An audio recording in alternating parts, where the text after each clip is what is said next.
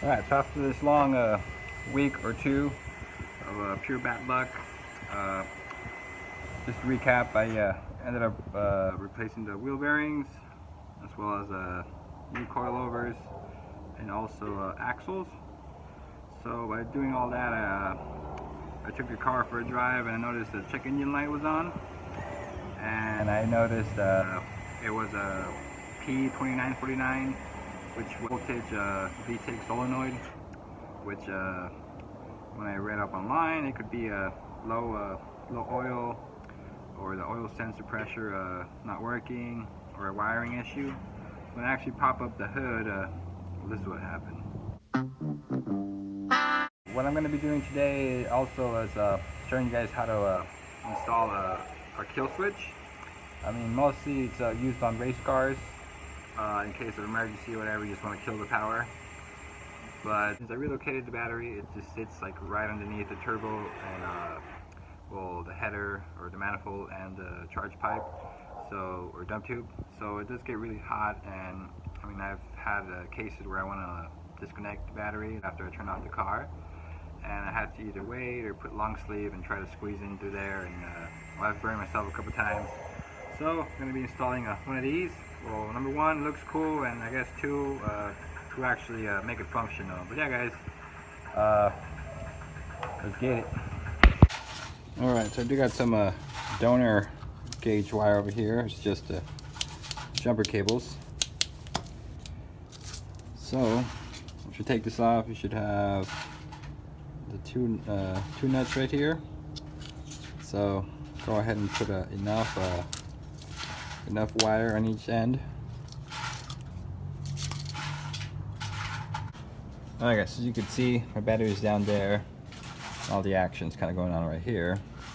So I usually have to squeeze to either disconnect right here. Now since it's tight, I mean, you can't just pull it off. You have to fish out a ratchet down there. But these are my grounding points right here. But I'm thinking of maybe doing the disconnect on the power. I mean, I know it's always on the ground, but alright, so never actually had any issues with the grounding or so, but as you can see, there's like oil everywhere. Pretty much it all started with the feed line, the turbo that was leaking. So I mean, it's everywhere, and well, that brought me to my issue of having to disconnect and move around the ground lead. So that brought me to the issue of burning myself, whatever. So I'm gonna go ahead and replace this ground wire and also add a disconnect while we're at it, so I don't have to be loosening it up or whatever. Yeah. Alright, so one of the aftermaths from the oil feed line on the turbo leaking, I mean, I have oil everywhere, so I feel maybe that was part of the reason too. So I went ahead and cut more wire, or exposed more wire, because all the little brittles or little wire lines were covered in oil. So I mean, I feel it is still conductive, but I just want to have a nice bare wire in case it gets hot. I don't want it to ignite or anything. So I carefully, I make sure I cleaned the terminal as well, or the stud and the terminal, and sanded it down with some sandpaper, and kind of carefully fished it through there. And I probably had some zip ties, not sure yet. I'm gonna make sure it actually clears on the hood, so I'm gonna put it right here. So fished it right there. I will be I'm gonna take this off and add this new leg right here. So I want to try to fish it down there. I think it should clear. Well, I mean, I still gotta add the key. There we go. Yeah, this has to be on. Oh yeah, I should clear it. Yeah, this thing has to be on all the time. Because I mean, once it's on, it presses some kind of mechanism, so they come in contact, and as you could hear, I mean, it probably just, the spring goes up, so yeah, there's no contact in them.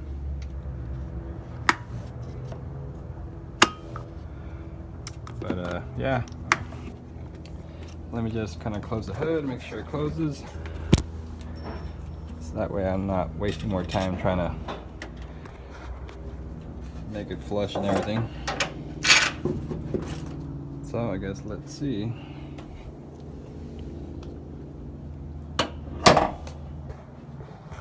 Well, I guess this vent came in hand.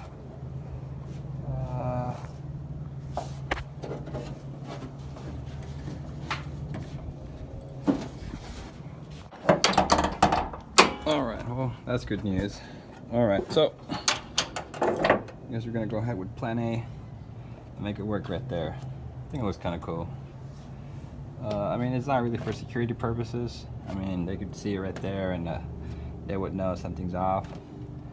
I probably will attach an actual kill switch somewhere on the car, but yeah, I mean it's easy. I'll probably do a tutorial. But yeah, guys, let me just tuck everything in, and then I'll show you what it looks like at the end and how it works. All right, so I have the switch on for the headlights, but as you can see, they're off. But once I turn the key here on, you see that it turns on, right? So then if I power it off, well, I mean, if I disconnect, there you go. Then put it back on. Keys on, power. Yeah, guys. So now I don't have to, as you can see, it is kind of a bitch getting in there. And I mean, once everything's hot, I mean, you don't really have much wiggle room without getting burnt. So I can easily just come around over here, turn it off, work on the car, or just kill it if it's burning oil, or so it don't catch on fire. Ooh, so warm. Anyways, guys, I don't think I explained to you guys how this works. So basically, I mean, you have 2 pins right here. You're still gonna have to find a grounding point. So, I mean, I went ahead and used. Actually, I don't even know if that's the OEM, but I just used that bolt right there. So that's my solid ground. So instead of going ground to battery, I did a ground to one side of this pin, and then the other pin goes to the actual battery. All right, so like you have your normally you would go ground to battery, but instead I went ground and all the way to the switch, and then the other side of the switch actually goes all the way down and to the battery. So pretty much what this does is you have a straight line. This pretty much acts as an interrupter. So when you still have the straight line, let's say this is the battery and this is your ground, this pretty much just cuts it. So this just cuts the leg. So on and off pretty much. Yeah, guys, hope you find this video useful. I mean, maybe gives you some ideas in case you want to mess with it later on, or use it as a anti-theft kill switch. But yeah, guys, stay wicked.